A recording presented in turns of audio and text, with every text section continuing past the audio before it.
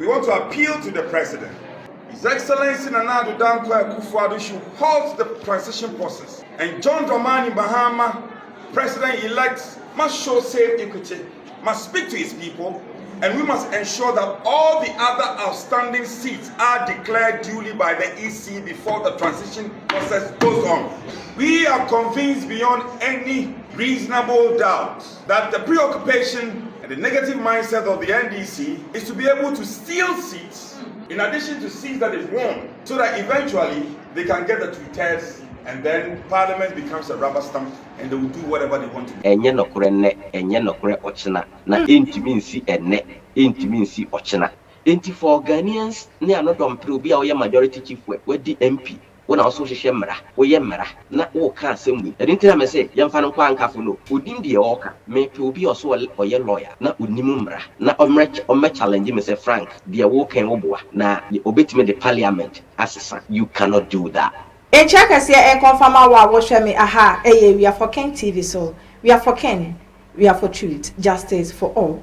Mama Jadra, Edia Majesor, any Equia in Triwa. I had the open authentic news aha, and I was a becca P crack from what aha, and I will be who baby a quack now.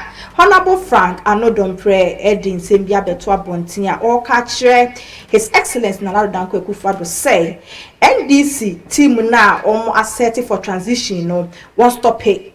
I won't stop it. Na a agenda no more than na when a man for so cases agenda. Unim pass so says or stop it siega that means NPP so and add your more handy power at the ama NDC. Na ye to a baby a crown basabasa ye air coso etino honorable wo patch sencheche wunsem ye e fama Ghana frontier was also a raise another topic watch say NDC 4% wonya 2/3 e parliament na John Dramani Mahama ni NDC etim sesa constitution no na John Dramani Mahama etim ko 8 years we so raise concern bebre amafo bebre dwen ho a omonti ase ye ba ko hwe ni video no e dia ba ye ba Mr. Frank Adani or a political scientist ojahomane so ye ne no betwetwen komo e di afa ho. Let me appeal to the outgoing President, His Excellency Nana Dompreh. We know he has set in motion a transition process. As a matter of course, we want to appeal to the President. And mind you, he's still the President. Yes, it is. He who comes to equity must come with clean hands. So the transition process should be halted. His Excellency Nana Dompreh should halt the transition process. And John Dramani Mahama, President-elect, must show safe equity, must speak to his people, and we must ensure that all the other outstanding seats are declared duly by the EC before the transition process goes on. Because we are convinced beyond any reasonable doubt that the preoccupation and the negative mindset of the NDC is to be able to steal seats in addition to seats that is won, so that eventually they can get the 2/3 and then Parliament becomes a rubber stamp and they will do whatever they want to do. I know my seat in Salma Dredge is a targeted seat for very obvious reasons. But residents of Insaum have spoken.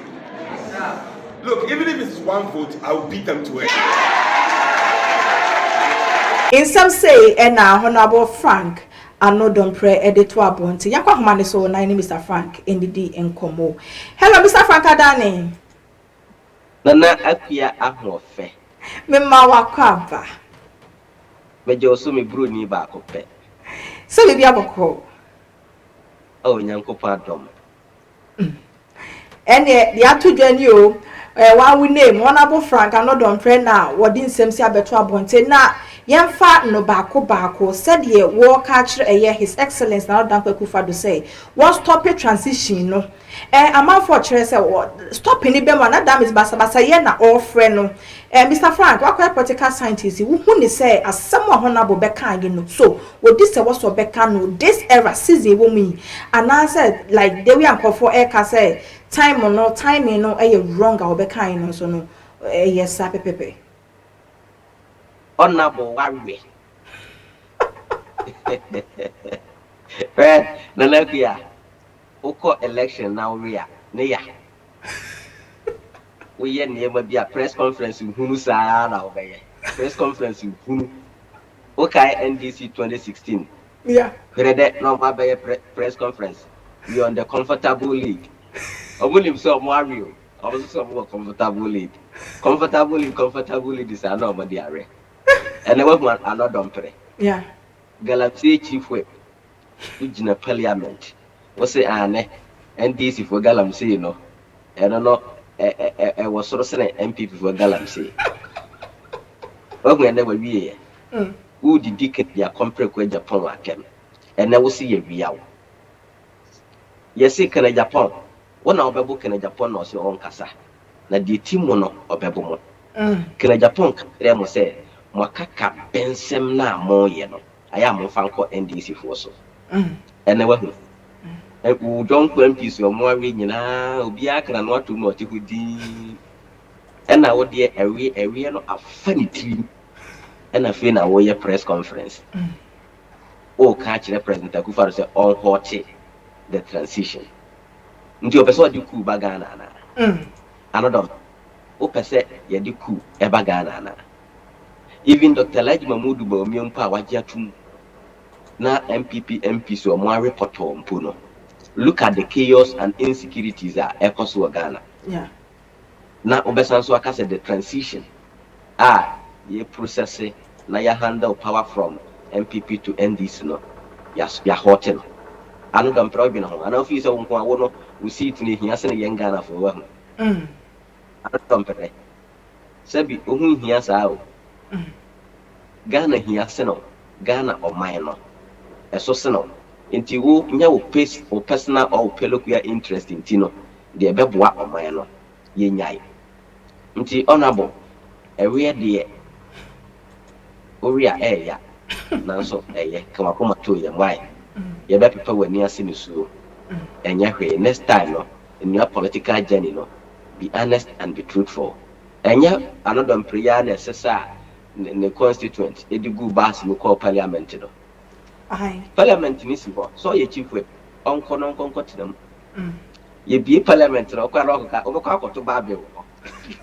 say ye to aba me ye se ma re to baba so we no ye tigana hona ka bensem look at the way who say sisi wa eya ye hunahuna wa eya yeah ye intimidate wa eya yeah ye mode ye kene Japan no hu se masanso anya de esene sa wo hwe NPC omosori tia kene Japan o mu nyina lose de asi not that se bia kene Japan influence you kene Japan he wanya otono tire baby me se kene Japan is somebody se wudi ni bone times 1 million ebeto enu ntina ye na yedi na chi wa akoma pam no nyankopon ehira ye a nipa ni atamfo entimi nseye no sente sa nkomo de yaye hana mama wonse especially me Frank Adane bibiri krase me kene Japan na amam ye Ghana betina America ha na meti Ghana kra na me nka de so se na maba America se me ba America ampo me nya kwan kra nkasa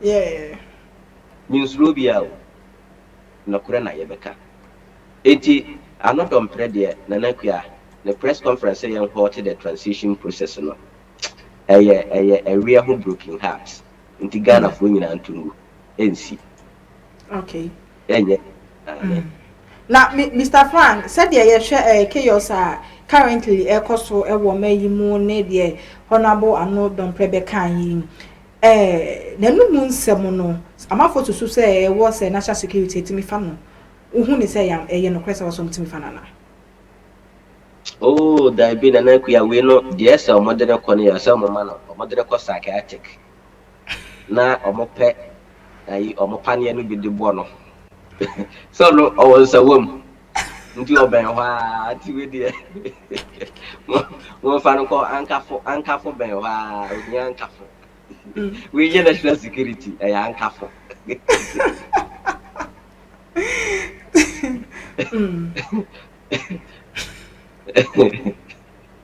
Ready, what now boy yesro fa se de ne cheyen right ya fa chew we na wa me unkum wo bia nya wotre right Mr. Frank na honorable ka say ya o Kenya won so ka say was said ne kwa ankafu I think say e serious and mepru bi so no afa ne serious hu ne say was government is still na people government meeting be the farm say be ya obi so try ade way the next time because party ni enu nyina ba ku say na ya nfi na next time no the different parties to be the same thing hu ne say this is the time I was said amutimi set the record straight mama for hu ne say okay party I am pen kwasasem sebe wo sebe wo fom a ye betwe so. Oh yeah, the IGP I know, Dr. Dompreh is taking actions and wachichi amanfo papa. Manfa wachi omono, enya deketwa, and he'll deal with them. Inti no de na kuya memo wo obeye chaos bia no. I Dompreh fa ho nchew. Inti no de ma no Dompreh en han ho sa. Odi o ma yemfa no kwa ankafo na yempe ipane no bi mfa mo no. Obeba normal. Okay. Na Mr. Frank Adani o kan semu mienu. Wasan so eka say NDC person munya 2/3 e parliament na John Dramani Mahama ni NDC e change constitution no na John Dramani Mahama etimi e rule for 8 years. Asem ye wakan e ade abe topic pa wo Ghana ha say Mr. Frank Adani unhu ni say asem wakan so again no crab say NDC be try some be bibisa if say omutimi ge ni 2/3 na. Nana kuya Mr. Frank Mamen set the record straight say Annor Dompreh nsema oka and other media stations are almost say you John Dramani Mahama equal to 2/3 majority in parliament enti obetimi di asesa constitution no amanatena so for another term no enye nokore nne enye nokore ochina na intimi nsi enne intimi nsi ochina enti media station bi a oka nipa bi a oka bia no eyemfuturu ne atro ne na adasem and all can do Ghana for any. Unim hwe. Yeah, political scientists, you were all levels. When it comes to law, constitution, when it comes to economy, you're very excellent. I just will be a Wednesday. The constitution of Ghana, no, you were what we call entrenched. You can say entrenched that no matter how powers you have in the country, won't even sorry precope. Say okay. Especially when it comes to and governance and courts. Then could be by president.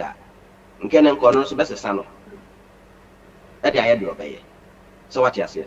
So we have what we call entrenched. So with the entrenched, you know, say procedure with me for months and I was a son. Even more than 10 years.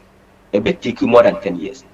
Now, me pe lawyer, and as a judge, I will be also nimra. Not say or say you are John Dramani Mahama equal to 2/3 majority of which media assessor. I'm gonna be the next president.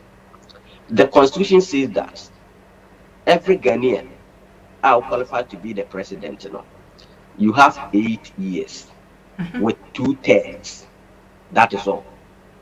8 years with 2/3. Enti se obehra omampani dadakofo empo eka se enka ono ne pemu no enka yenye no 5 years 2/3. So what you say? But to do that, you know, it's not an easy task. Bra Professor Mills by, you know, or yes, obey a constitutional amendment. We need number of years you take, you know. And don't say Ghana ni bi ante ho asem. Yeah. Because procedure will be fasono. The latter part and say you go for a referendum. And sana what's the sa? It for instance, say young say you John Dramani Mahama, you are swearing in who 2/3 majority of parliament. Quite bad of it me faso the assessor constitution. No. Or sana saying. Say every qualified Ghanaian will be to president Tibiano. Over 4 years, 3 terms, and 4 years, 4 terms. Na parliament, na ya Agyapong, na ya stampeso. Enye juma. Enye no correct. Say John Dramani Mahama person or ya. You're what we call Constitutional Review Committee. Okay. Obete na omwa for all the regions in the country. akɔgye all the stakeholders, CEOs, every Ghanaian. Nti ɔmo bɛyɛ the underground no awie. Nti ɔmo yɛ underground no wia, the latter part no will be a referendum. Yɛbɛkɔ a general election like say yɛkɔ general elections. Sɛ Ghana foɔ yɛpɛ sɛ fiti saa abere kɔ yi no. Wobɛyɛ president a wowɔ akwanya sɛ wobɛtena so 4 years 3 terms, and 4 years 4 terms, and 5 years 2 terms, and 5 years 3 terms. And with that, you know, say even you John Dramani Mahama kora pese osesa no a, and then a bit take more than it be could bit take you 10 years. Na umye. Because you know, and this affairs, no. Now when it comes to matters like constitution, amendment, now I say yeah, no. And then Ghana for your papa. We have what we call the court of public opinion. Even the court of public opinion will not accept that. And moreover, Sebia or manipulate in a way, not as a constitution no crime pa. The 2028, you know, Obeko for general election. Yes, also son after 2028 automatic notice. Say Beka for Tuaba. That the Ghana for Betuaba no, Yebeke. Inti for Ghanaians, they are not on Prubia or majority chief way. Where the MP, when also Shemra, we yemra, not all can't same way. I didn't tell me say, Yam Fanquan Cafuno, who didn't the Oka. And I am saying this, may Prubi also or your lawyer, not with Nimumra, not on my challenge, Mr. Frank, the awoken Oboa. Now, you obey me the parliament as a son. You cannot do that. I am telling you. Even the parliament or pass it through the parliamentary proceedings. Now we are. You must have a referendum. Even Brana, who say MMDCs, say ya appoint you.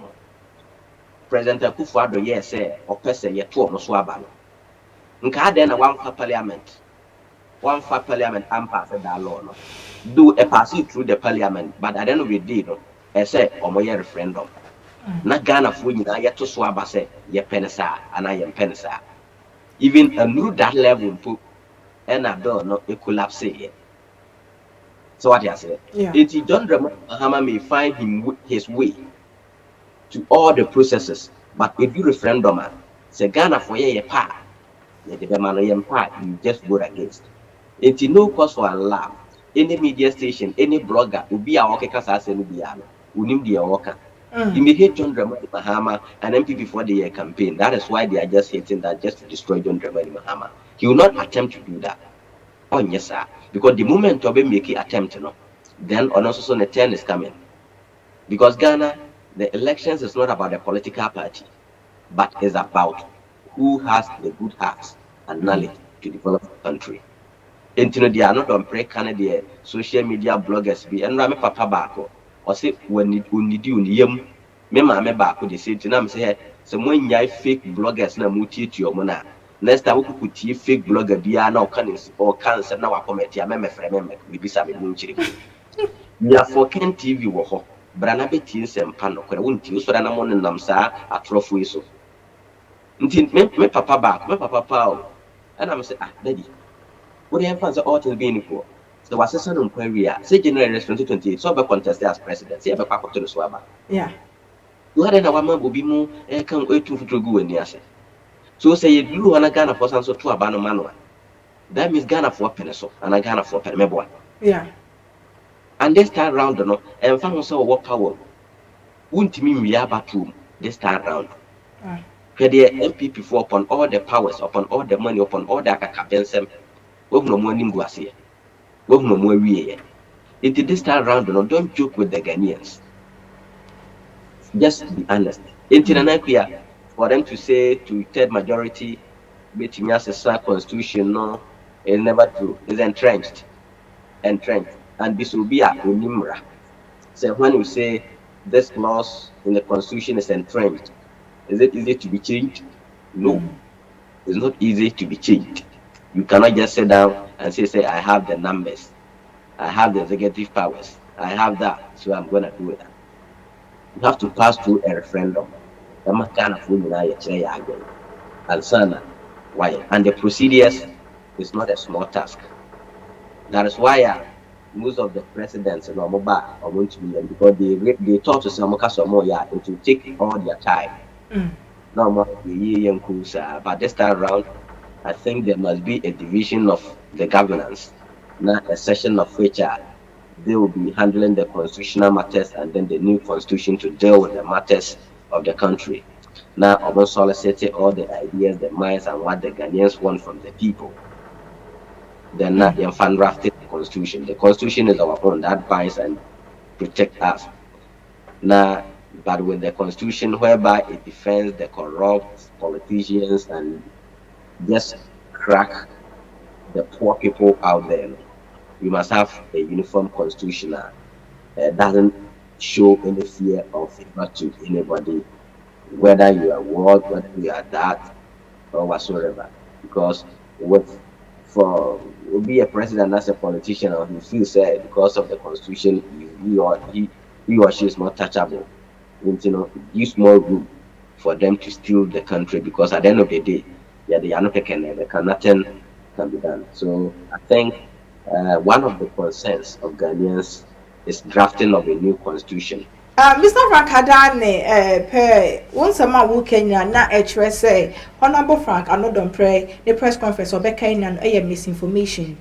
Nunti said the Ghana for a call for national security say was a national. It seems say a CPCita.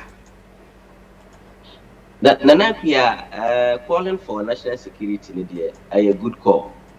But the MPS Ghana for any other for in and say. Annor Dompreh na or cano. Se no, and yet the normal mind no deka. A real broken heart. And Nuntina, the national security crab fanoa. As a sir or moody kind in a quack. Psychiatric. Anka fono a bano. Young fano coho answer. So more than a quack. Omokram put our home by pana just said, you need. Sa seen a air postal or wagon, Kafrawati. Na ya sanso eja nti we no de ma obi an take you by more cause for alarm because this same Annor Dompreh no so hwe nsawo ma dojiri enema na ehunahuna akwa we yaye no kwa most of the NPP delegates we yi omu nyina din afri abon no especially who are support honorable Agyapong so who are want to me anyi udi amfri mu a also they say anything benefit eba area ho juma kra na we we sebo beje juma na fi so atete ne ehunahuna enti yemisa na say abusuanfo ana delegate ya ohunahuna omo ne abusuanfo ana ana omo ne adofo ana omo ne namfofo so some of the factors because I can't remember they said there is a guy I'm a friend no so I say during collapse MPP for nankasa ma no collapse nti no ba na so no na nti na busuanfo de omo reta so say pass MPP de la line so what I say nti bi a ha wo ho ya ka tro say mekwa kwato aba wani be ba ho so no ya say yakoto aba na wie ya to aba na tambe ya say na bi 2 block na nya MPP for pa kaminim say na jo 1 o'clock na bi 2 o'clock ya kwato aba MPs which that na damu na omo aheda ye list of nipa omo betimi manipulate omo ahiafo omo homobo no ma select omo as delegates na ya sanso aheda aka se wo ye kwa akoto aba na omo ya fa omo nyina no omo de omo ya awe dada ibi be ka hwem se ha na ye kwa akohia time 7 am wo no be ko ho bi asisi no obekọ no asi ya to aba na wie e ba na se osi by emergency ya to aba no kura be 3 na na jo 3 Ghana ha nti presidential election kura ya kotura na jutu nti some of all these things nti Annor Dompreh no ne kwa kutiri no we ye no e na eso no daya se niema e koso wo ni trima nyam bi for na no mo se omo handle power na handle power china no no mbekwa akwhyepo no onkonkwo hyepo na se podakra Annor Dompreh so ye bi ma onkonkwo hye mo ya de na mo ya kaka bensem na ye ka kire ma muntie kana na kana Agyapong kan ye no akukuduro ne ne den ne ehunahuna ne sika a mode dada ai delegate ehunahuna delegate no mon fast the same thing enko NDC for so ene mu kura power nso ma ye mobo when NDC for age yire mo who say yes mun yo bia afi na wo kam unyanka wiye eslo wusu wada ma Lydia he na asa na de yi ma Lydia wo hu na asa no omo friend no aya waso Afronita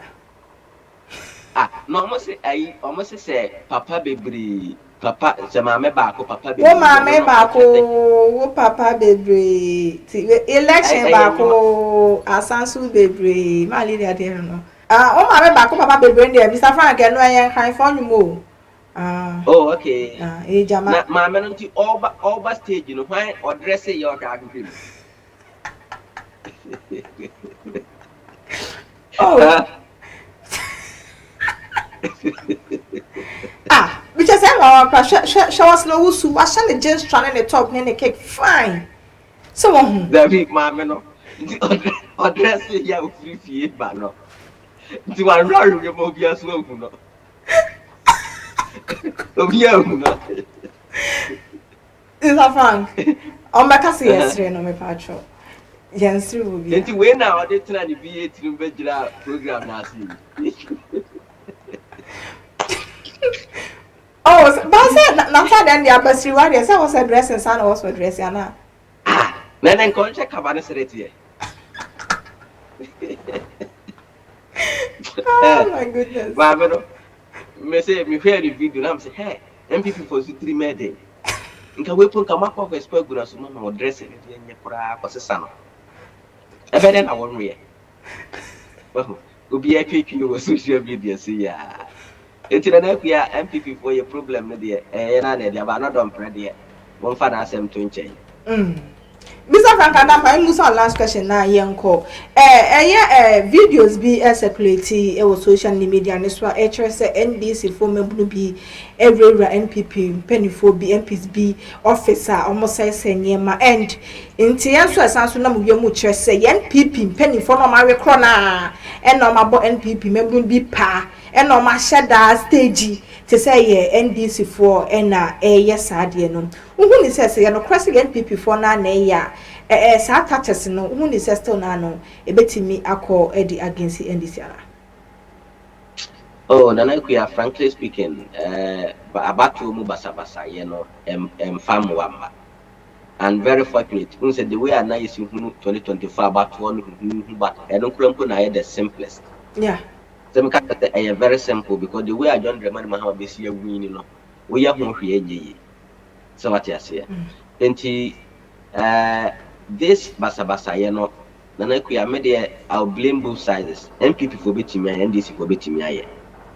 but the message IDP they say obi biara obeye biara onche no na oche ne nso a ma obi biara nkonkosere momo the law matter with them because ankobasa bre biara no ebekoso sa ya to abawie what is it again e dia bembiu na basa ye ne ade the Ghana for yenso so mabuno no yentu ye hofo na suban bi o ho a enye na yenyae nti nana bia we no de NPP for betimi aye bi NDC for betimi aye bi nti unless say bia ye chi omo a na be hu say ampa we ye NDC for we ye NPP for but we ye nyina both political parties you know so for instance say NDC na omo ye say NPP for ye be ye NPP for so ye say NDC for ye no but emwa oman no ene ye nkankro nti nyai na IGP so mekire no bibiara obekire bia no mamra no ene ni memo bia me pachaw na munya no e basa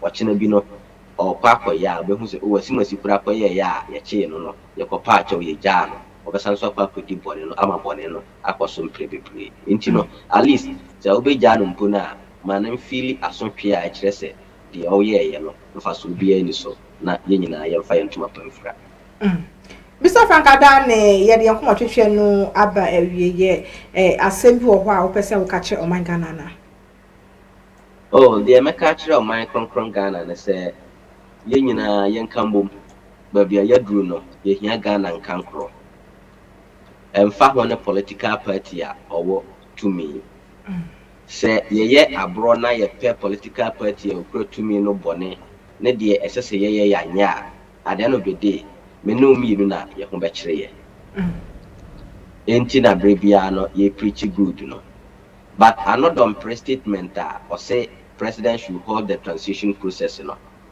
na che say cool no person de ba Ghana na even yato abakura wi a NDC fo awi ni over 1 million po no mo ye basa ye na obesan so aka say ye halt transition abra president Akufo-Addo so asan so aka say on handle power net on handle power china na MPP for so on handle power net on handle power china MPP NDC for pom nkonkoshepo na say ekobasa what are you trying to tell the NDC and Ghanaians abato na ya asumfie say ware onko ankafo no kope ankafo aduro no bi na yemfa nwo no no ntena se o kasa ayi bebiri no na sa kasa bebiri no entoponko kasa tente entoponko so what the papa bi anko before the elections the NC na see ware ompene ba bintina mana me post chaos bia in the country we live in a peaceful country na atrocem na dasem a o kase John Dramani Mahama ehia 2/3 majority in parliament to change the constitution so that we are better so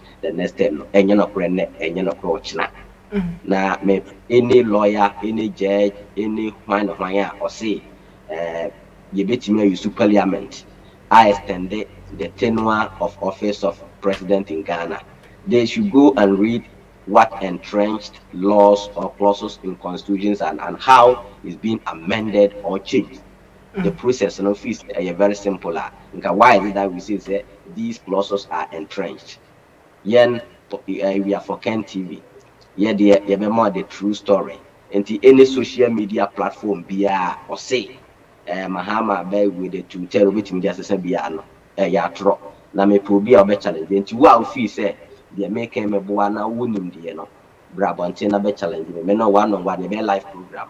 Na ya expose ya ho.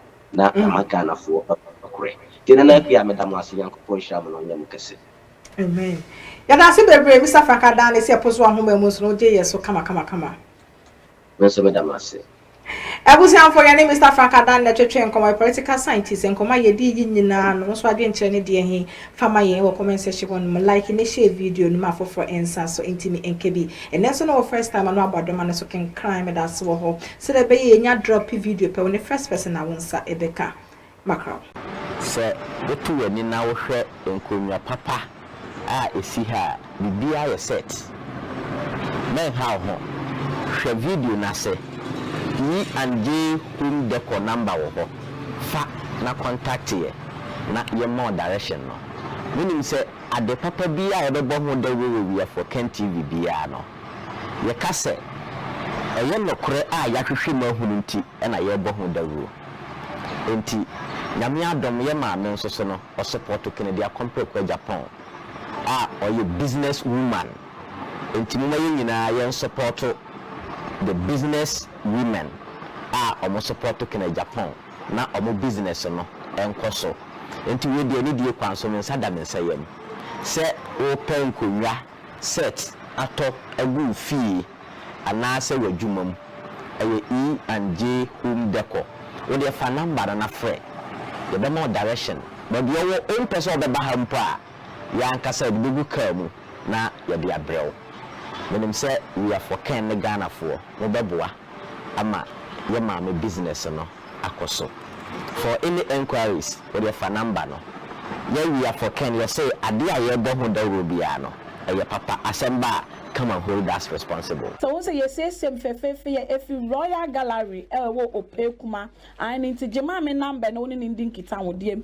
0537 314546 0537 314546 na man na me de atudwa ama no from ma me no ni ndin kita wo de so person ye say wo ba no mfanya na ye flo ana say ye say wo ba no mfanya bibibia e fa na nanom ne ehema asem ho and dem can for Royal Gallery e de ama say from no ni omu ndin kita wo de on be say wo ba no so de ye bibi e wo school ana say mpo wo to e de amuna wo nua e wo amunane ana say wankasa wo to na wa ton bibibia la wo biala free delivery baby bia wo won sebeka se wo Ghana ha se wo amonane baby bia wo bia wo fra maami a woni no bedi nkita wode na wo so be siesie na wo ba no na wo aye feye papa.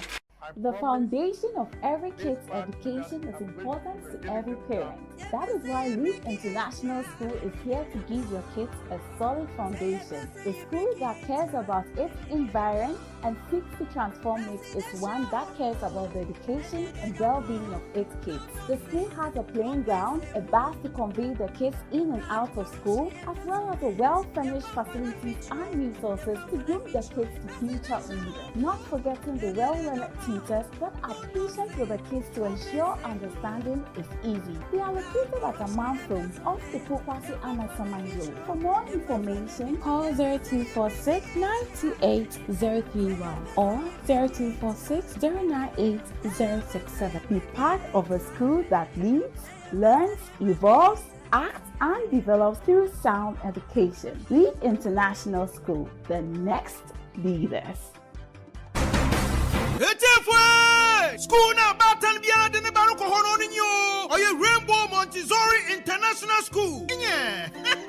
Rainbow Montessori International School. What you from Kratchi? Because JHS. The Rainbow Montessori International School from ana. What been wrong? What's the what the Montessori curriculum in a syllabus? No what the trauma na de. Na teachers wo hona. When you know why degree holders what the abutana badoyan what the trauma from ana dio. Na Rainbow Montessori International School. Wakitaba funyo man what the trauma from ana de. It's from ana will not do me boy wrong. Wakita ultra modern science laboratory, computer laboratory, library and research center, art and sculpture laboratory, hygienic canteen, now for a clinic. Na moye ni ka 1 point there. Rainbow Montessori International School. Oye boarding house. Inya into onfa ho baby awo biara. Wawo from ana batuma ba school. Onfa ho there watakwa. Takrade, Elibo, Cape Coast, Accra, Kumasi. One boarding house facilities now. Oye modern standard. Na wo wahwefo papa. It's your house master and house mistress. What you want to a boarding house no? It's your nyisro biara. Bambo another security no so ya sure. If wo from Anabra. Na ebe hu Rainbow Montessori International School. E watakwa in Soyem opposite police station. It is said over by Rainbow Montessori International School. To what you nada? Osan wo bat shana de papa. E manazam sina. Wo charo 111. It's a code word mission form. E wa hantama Bank. Watakwa in Soyem branch. Frayene 0277 100 823. Rainbow Montessori International School. Imo from a one that china one fapim. Osasiwa ha. It's a Hana Bartan Biara. Ordinary from a river.